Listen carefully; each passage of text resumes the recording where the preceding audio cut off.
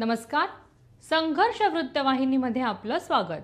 घेऊया ठाणे आणि आसपासच्या परिसरामधील घडणाऱ्या महत्त्वाच्या घडामोडींचा आढावा. आरटी अंतर्गत 25% जागांवरील प्रवेश प्रक्रियेमध्ये 14 जानेवारीपासून ऑनलाईन अर्ज भरण्याची प्रक्रिया सुरू करण्यात आली आहे.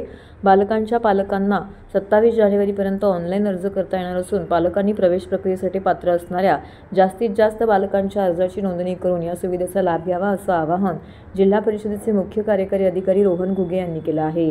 बालकांचा मोफत आणि सक्तीच्या शिक्षणाचा अधिकार कायद्याअंतर्गत वंचित, दुर्बल व सामाजिक शैक्षणिकदृष्ट्या मागासवर्ग घटकातील मुलांना खाजगी विनाअनुदानित शाळांमध्ये प्रवेश स्तरावरती 25% जागांवर मोफत प्रवेश दिले जातात. ठाणे जिल्ह्यातील सर्व पंचायत समिती व सर्व महानगरपालिका अंतर्गत एकूण 627 पात्र शाळा असून एकूण 11,320 रिक्त जागा उपलब्ध आहेत. आरटी अंतर्गत ऑनलाईन प्रवेश प्रक्रियेअंतर्गत बालकांच्या अर्ज नोंदणीसाठी महाराष्ट्र शासनाकडून या वेबसाईटवरती 14 जानेवारीपासून ते 27 जानेवारीपर्यंत सुविधा उपलब्ध करून देण्यात आलेली आहे.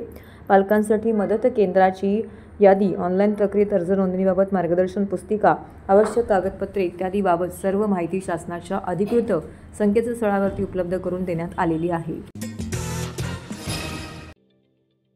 ठाणे महानगरपालिकेचे मालमत्ता कर म्हणजेच प्रॉपर्टी टॅक्स भरण्याचे आवाहन.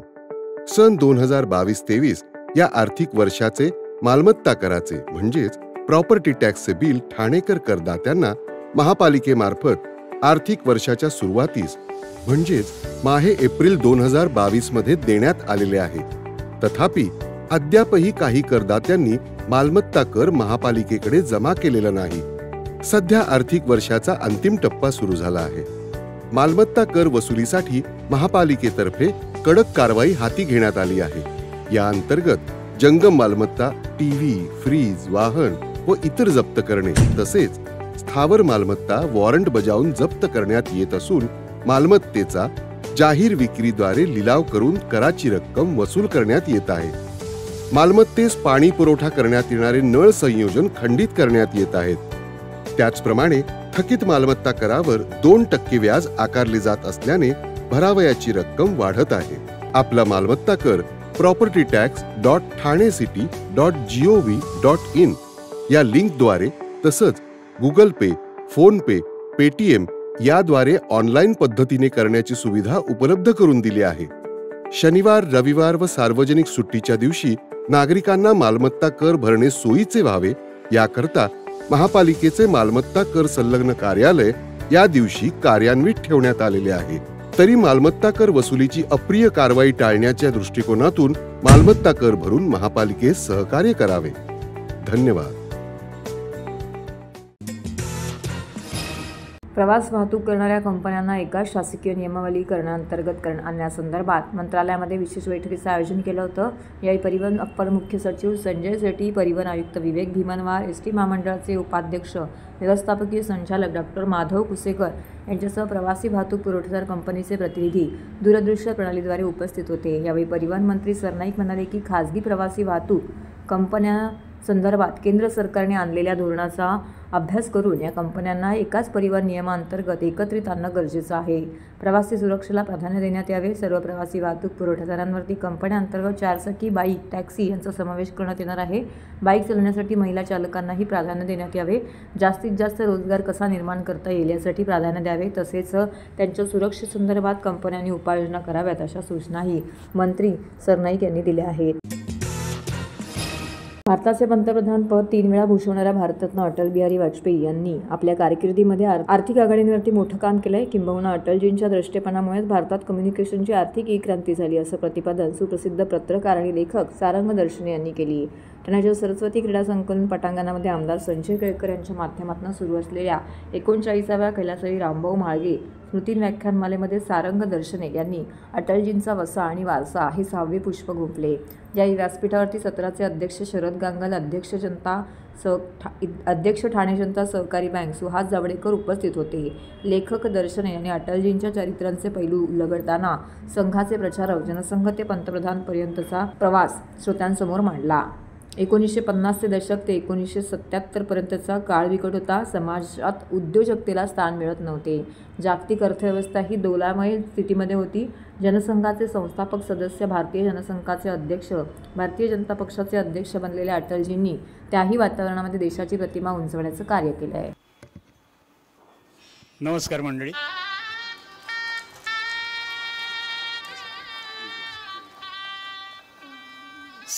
हे सगळ्यांना समवेत घेऊन चालणं आणि त्याच वेळेला आपल्या मनामधली दृष्टी, आपला अजेंडा मात्र डोळ्यासमोर ठेवणं आणि पुढे जाणं. आणि भारतावरती इतकं निस्सीम प्रेम की त्यांच्या कविता आपण सगळ्या ज्या नेटवरती ऐकतो त्यातून असं भारत प्रेम क्षणोक्षणी शब्दाशब्दातून असं ओसंडत असतं. म्हणजे इतकी भारतावरची निष्ठा, इतकं भारतावरचं प्रेम आणि प्रत्येक निर्णय हा त्या चौकटीत, याच्यात भारताचं किती यश आहे, किती भारताला किती याच्यातून फायदा होणार आहे, अशा सगळ्या दृष्टीतून असे होते अटलजी. आणि दुर्दैवाने त्यांचा शेवटचा जो काळ आहे तो मात्र फार वाईट गेला. आणि ज्या वाणीवरती त्यांनी इतकं प्रेम केलं, जी वाणी त्यांची अस्खलित हजारो लाखो लोकांना खिळवून ठेवायची, ती वाणी मात्र त्यांची शेवटच्या काळामध्ये हरपली होती.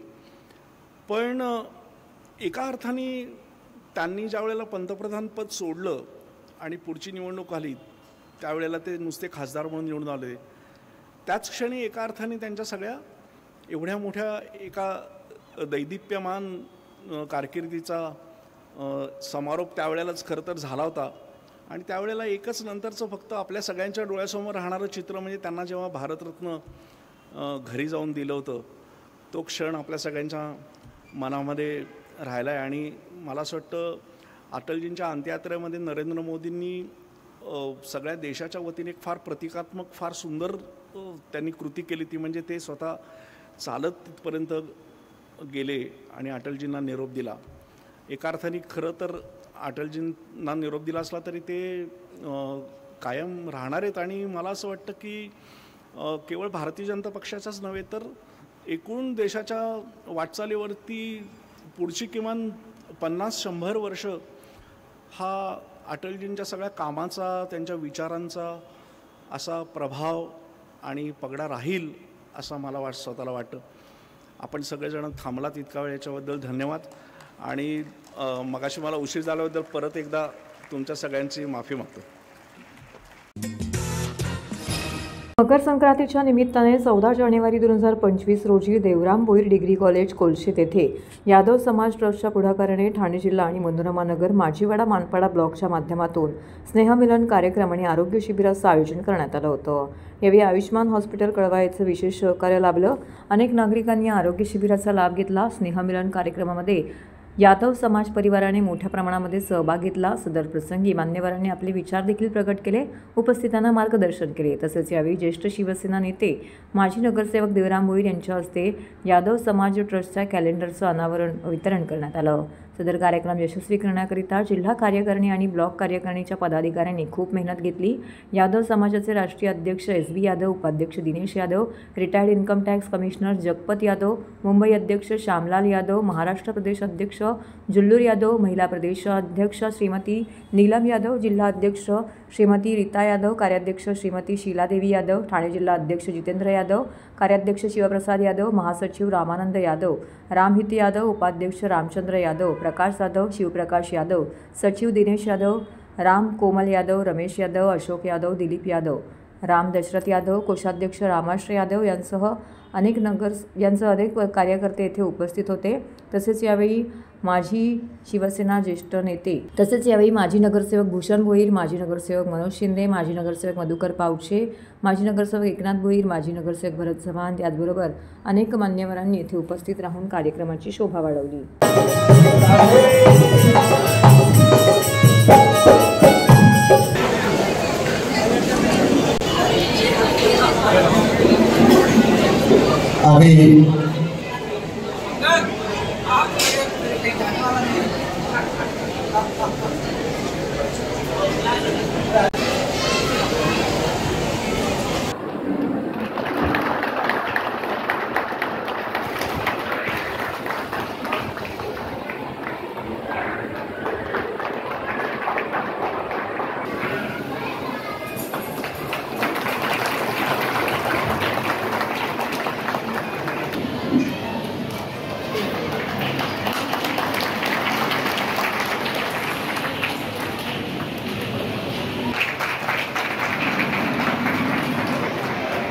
डीसी साहब का स्वागत।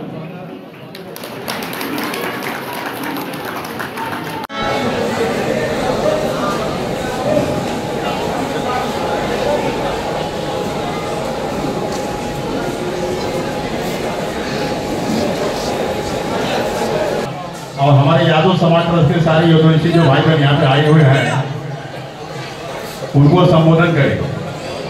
श्री श्यामजी यादव आज या ठिकाणी देवराम लक्ष्मण डिग्री कॉलेजमध्ये हा एक यादव समाजाचा हा कार्यक्रम या ठिकाणी होत असतो। मला आनंद होतो या ठिकाणी यादव समाजाबद्दल की कित्येक वर्ष या ठिकाणी या भागामध्ये यादव समाज हा काम करतो आहे आणि काम करत असताना यादव समाजाच्या माध्यमातून अनेक प्रकारचे अनेक माणसं जोडली गेली। यादव समाजाला एकत्र कसं आणता येईल त्या दृष्टिकोनातून ते आजपर्यंत प्रयत्न करत आले आहेत आणि मी माझं सौभाग्य समजतो की या ज्या यादव समाजच्या प्राप्त झाला असल्यामुळे या ठिकाणी आपण एवढं सांगू इच्छितो। आज आनंद होतो या ठिकाणी की मकर संक्रांतीच्या निमित्ताने आज यादव समाजाच्या वतीने एक भव्य आणि दिव्य अशा प्रकारचा कार्यक्रम डॉक्टर देवराम लक्ष्मण भोईर डिग्री कॉलेजमध्ये होत असून त्या कार्यक्रमाची या ठिकाणी मी तयारी पाहिली। गेले 8 दिवसापासून ह्या लोकांची तयारी चालू होती आणि त्या तयारीच्या माध्यमातून आज संपूर्ण यादव परिवार एकत्र आणून या ठिकाणी मग त्या पूर्ण जिल्ह्यातील या ठिकाणी यादव समाज असेल व या मुंबई भागाच्या असेल या ठिकाणी हे सर्व समाज येऊन या ठिकाणी आपला एक समाजाचा एक ताकद आणि एक हौसला दाखवण्याचा प्रयत्न करत असतात आणि त्या माध्यमातून यादव समाजाच्या माध्यमातून आजपर्यंत मनोहरनगर, आझादनगर, भानपाडा या भागामध्ये सर्व जेवढे विखरले जितके यादव समाजाचे लोक होते त्याला एकत्र आणण्यामध्ये त्यांनी जे काही प्रयत्न केलेत आणि त्यांच्या माध्यमातून हा कार्यक्रम होतो आहे। म्हणजे हा कार्यक्रम म्हणजे फार भाग्यशाली कार्यक्रम आहे आणि मला अभिमान वाटतो या ठिकाणी की यादव समाज सगळे समाज एकत्र होतात। यादव समाज काय एकत्र होऊ नये आणि तो यादव समाज आज एक होऊन या ठिकाणी हा सांस्कृतिक कार्यक्रम या ठिकाणी करतोय त्याबद्दल त्याचं मनापासून मी अभिनंदन करतो। पारिवारिक मिलन समारोह में आप लोग का भी हार्दिक स्वागत करता हूं। मैं यादव समाज ट्रस्ट एक ऐसी संस्था है कि हिंदुस्तान के 17 स्टेट में हमारी संस्था चल रही है और थाने का अध्यक्षता मैं खुद कर रहा हूं।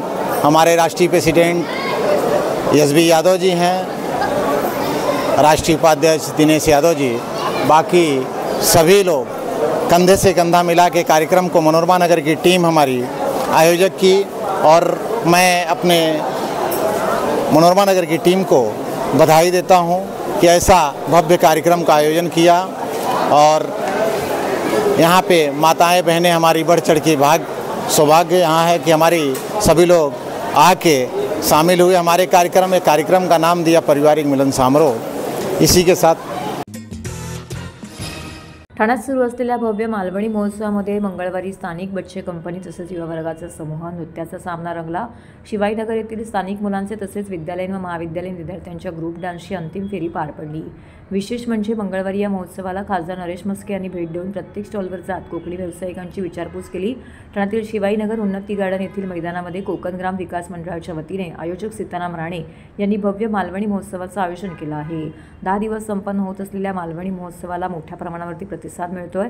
दिवसागणिक प्रचंड गर्दी वाढत असून येथील खाद्यपदार्थ तसेच विविध वस्तू खरेदीकडे नागरिकांचा कल दिसून येत आहे। मंगळवारी महोत्सवात स्थानिक मुलं तसेच विद्यालयीन व महाविद्यालयीन युवांची ग्रुप डान्स स्पर्धा पार पडली। एकापेक्षा एक अशा सरस नृत्याविष्काराने रसिकांचे मनोरंजन झाले। कोकणातील परंपरा, मनोरंजन आणि खाद्य संस्कृतीची रेलचेल असलेल्या मालवणी महोत्सवाला ठाण्याचे खासदार नरेश म्हस्के यांनी भेट दिली। यावेळी बोलताना सीताराम राणे यांनी कोकणाची कला, खाद्य संस्कृती मुंबई, ठाण्यासारख्या शहरात आणून हा मालवणी महोत्सव गेली 26 वर्ष सुरू ठेवल्याबद्दल आनंद व्यक्त केला। विविध स्टॉल्सद्वारे राणे यांनी कोकणातील व्यावसायिकांना संधी उपलब्ध करून दिली आहे। त्याचबरोबर सांस्कृतिक कार्यक्रमांना देखील मोठमोठे कलाकार न आणता स्थानिकांच्या कलेला वाव मिळवून देत एक उत्तम पायंडा पाडल्याचं त्यांनी सांगितलं। कार्यक्रमांना ते उपस्थित राहत असतात। मंडळ आणि आयोजक सीताराम राणे यांच्या वतीने गेले 25 वर्ष पूर्ण आणि 26वे वर्ष या ठिकाणी मालवणी महोत्सव आयोजित केला जातो। आपला मालवण आणि कोकणातील लोककला असेल, लोक उद्योग असेल, सांस्कृतिक गोष्टी असतील या शहरापर्यंत आणून त्या तरुणांना रोजगार देण्याचं काम आणि येणाऱ्या पिढीला आपल्या मायभूमीची आठवण करून देणारा हा मालवणी महोत्सव या ठिकाणी आयोजित करत असतात. खूप चांगला हा उपक्रम या ठिकाणी ते राबवत असतात. गेली 26 वर्ष सातत्याने राबवत आहेत. आपल्या सामाजिक जीवनामध्ये गृहनिर्माण संस्था असतील त्यांच्यासाठी सुद्धा त्यांचं प्रचंड असं काम आहे आणि या आपल्या कोकणाच्या मातीशी त्यांची नाळ जुळलेली आहे.